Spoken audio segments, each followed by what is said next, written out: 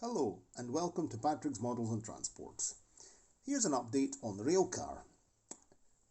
So, what have I been doing? I've fitted the two sides of the railcar temporarily on the chassis using clothes pegs, these small clothes pegs. This chassis has got these small pegs these pegs stick out from the chassis, and those pegs are actually for fixing the bodywork of the BBE 6700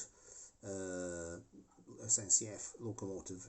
So I've been thinking how to fix this bodywork to the chassis, and I decided to recycle these lugs. Of course, I didn't have another option if I wanted the bodywork to be flush on the chassis. So I punched some holes in the plastic using this punch. This is a great tool. I borrowed this from my father. It's for punching through, I'll show you it. It's for punching through paper, cardboard, leather. Punches of various sizes. So I chose, I think it was this is the narrowest one. I chose, I think, the intermediate one here. No, this one here. This one here. I just punched through the plastic with that. And then when I finish the job, I'll actually put a little bit of 0.30 millimeter styrene to cover this, like a hatch, so it won't be visible. There will be 4 hatches. So apart from this detail, and just showed you the punch, this is actually better than the tool for punching holes in belts, which is this one. But this is also a very good. I also use this. You'll know that. I also use that to do another job, which is I used that to make the hole to cut the windows in the doors.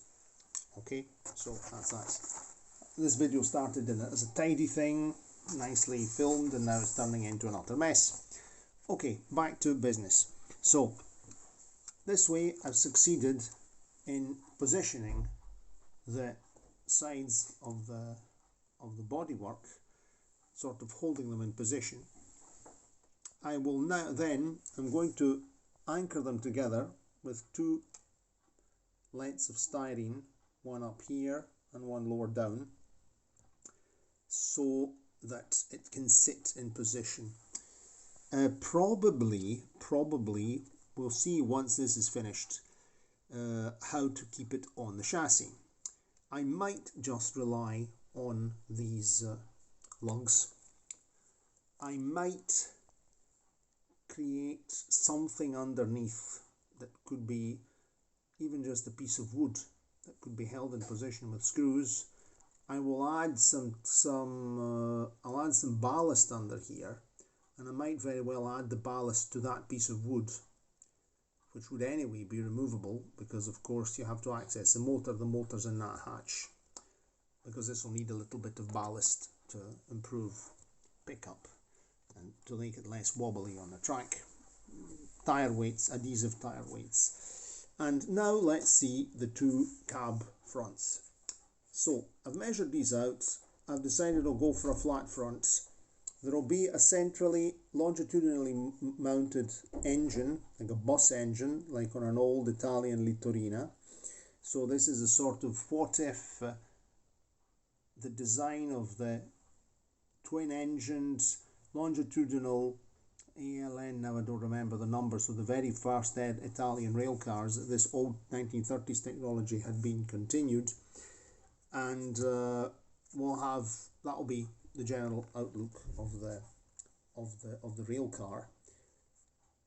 And I'm going to, the width is 34 millimeters, and I am going to actually build the 2 cab fronts, but I'm not going to cut them out of 0.75 styrene, because that is a heck of a job.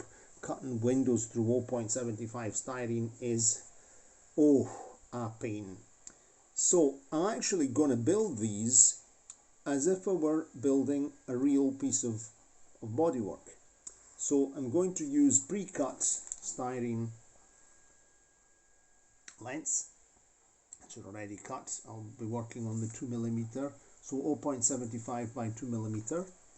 To make a frame, to make all the window frames and all the rest of it, and then I'll just make I'll fit a 0.30 styrene panel here across the front, and then I'll fit the radiator, which will be quite a bulky radiator, sticking out above the buffer bar. The buffer bar will be 0.75 millimeter thick styrene, cut at 5mm. That's an easy cut to do, just a straight cut.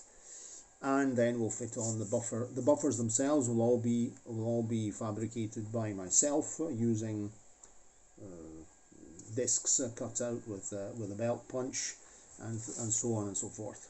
So this is a general idea, and this is the plan, and so we'll be working on this in the next days, and hopefully this very nasty lumbago that I have, my back is absolutely shot on the left side. It's a little bit better today. I'm taking some supplements as anti-inflammatory supplements because it's not good. I'll have to do some treatment here. It's not good. My back is not wonderful. So apart from that, at least it doesn't stop me. It's not annoying me when I'm sitting down or lying down, so I'm able to work at the computer, I'm able to have a good sleep, and I just have to be very careful when I get up off the chair. That's the whole point, because it might pack up on me. Okay, apart from that little, I'm actually for the scrap line. I'm not really physically I'm not in great shape in many ways, but anyway, that doesn't matter. I know how it is, so I just have to put up with it. Okay, that's that. And if you liked the video, give it a like, subscribe to the channel, give me your ideas and opinions and thoughts and advice on this. And that's that. Cheerio, and see you next time. Ciao, ciao. Taking shape.